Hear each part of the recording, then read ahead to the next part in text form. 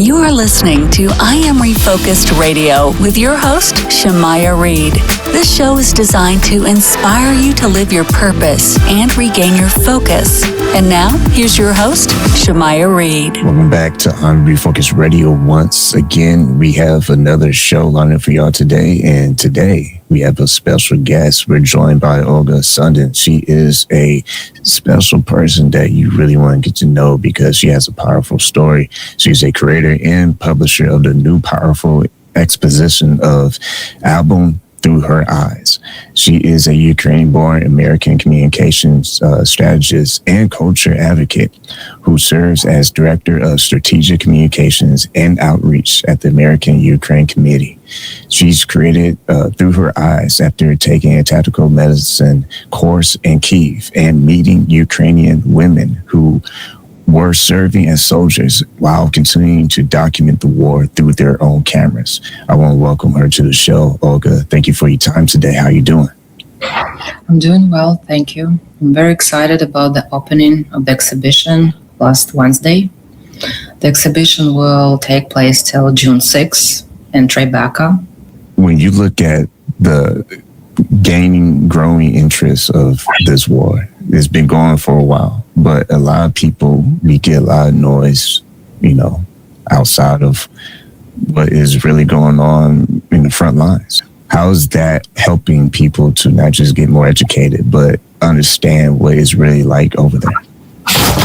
So, in my mind, the exhibition is a soft way to show people about what is really going on. First, it's a reminder what is going on in Ukraine, that the war is still there. It's happening every day. The art, photography, the exhibition is a soft way to educate people and show them not the death or something very scary, but the real stories, people, what is going on.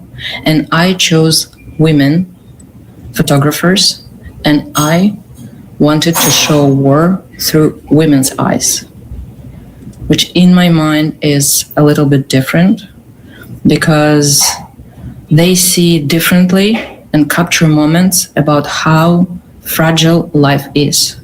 These photos show that balance between life and death and the brutality of the war. What does it mean to you to have this work on display in the United States while the war is still continuing to go on? And this is something that not everybody truly understands. I was born and grew up in Ukraine. Now I'm a proud American. But this is a particular grief comes with distance. You send money, you advocate, you watch news, but you're not there. So this is my way to participate, to go through this grief. This is my mission, and I believe I need to show Americans what is going on in Ukraine. My whole family is still there. My brother has been fighting since the full invasion started, and I can't stay aside. So I want to join and I want to do here. As I'm now here, I live here, I work here. So, but I believe that I can do something. I advocate Ukraine in America, in Washington, through my advocacy work in American-Ukraine Committee. An exhibition is a part of my job and part of my mission. When you think about how powerful imagery is, looking through the lens of those photographers and their work, how do you see the public reacting? Because like we said in the intro, this is an amazing display that's happening right now. What are some of the recent feedback and what do you believe this will continue to gain some more awareness and throughout the world? As I said, I want to show women in the war. And those women, those 6 women, I picked for the album and for the exhibition, there were civilians before the full invasion. And they made their choice, and it's not easy choice. It's they took their cameras. They were photographers before the war started. So they do what they can do. They joined the Ukrainian army, some as volunteers, some as soldiers, some as professional photographers, and they work in military hospitals, follow the battalions and document that war. They made their choice, and they've been documenting the war for 4 years. So I believe through their stories, what they see, I can show the war through their eyes, and I can start this discussion here. And what I see is when I started preparation, when I found the gallery, when I found the team, when I found the production company, everybody, all Americans, were ready to help, supportive. And when they heard the story about the project, they said, yes, how we can help. So this is my mission, is to show, say, talk, start a discussion, and believe when the moment of act comes, those people choose Ukraine. Once again, listen on Refocused Radio and watching us online, talking to our special guest today, Olga. She is the Director of Strategic Communications and Outreach at American-Ukraine Committee.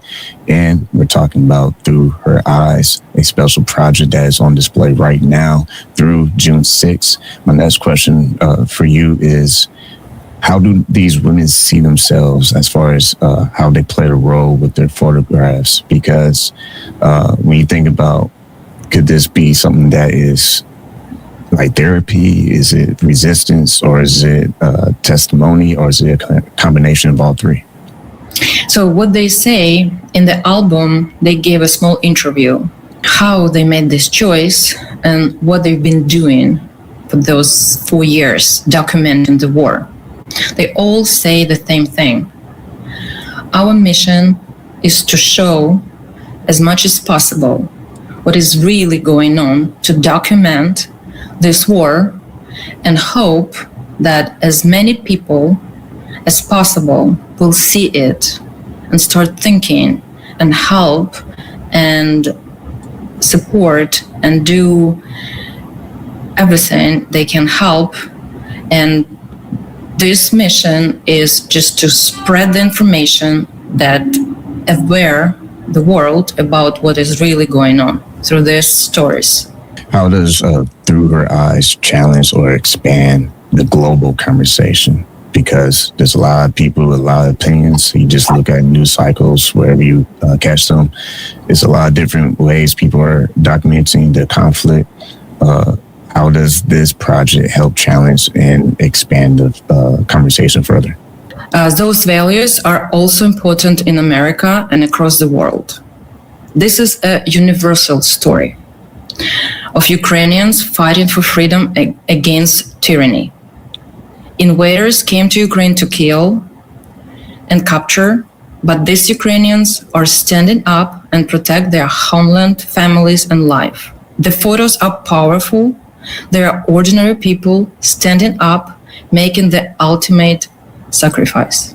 When you think about how photography, it can accomplish words that you can feel it. You know, sometimes you can't really say it, but you can feel it. It's powerful. Absolutely. Photography helps, brings feelings, words, news. People are tired of news. They don't want to look. They don't want to see. But photography brings this feeling, and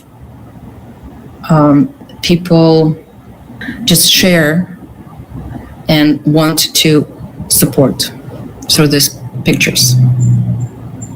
You've spoken about how easy it is for people globally to move on or forget that this is still happening every single day. What do you want viewers and our listeners, or actually people specifically who go visit in New York, what do you hope that they will be able to take away after experiencing, viewing this very important work? It can show a side of the war that isn't on the news, or a story that doesn't get any mainstream appeal. It can showcase images that may be too intense for public media and show the human spirit unlike anything else. As someone who is deeply immersed in Ukrainian culture and working every day to keep international attention on the country, what does it feel like personally when you sense the world's focus is shifting away?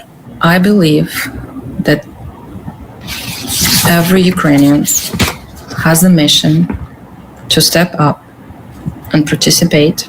And as a Ukrainian, I believe that I can do everything I can to continue fighting and remind people that war is still there.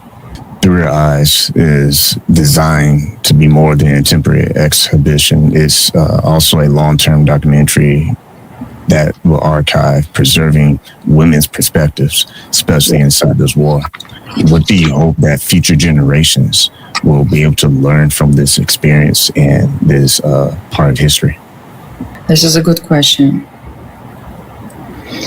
I've been raising 6 kids, and I believe that my mission is educate them and make them as patriots, both Ukraine and America.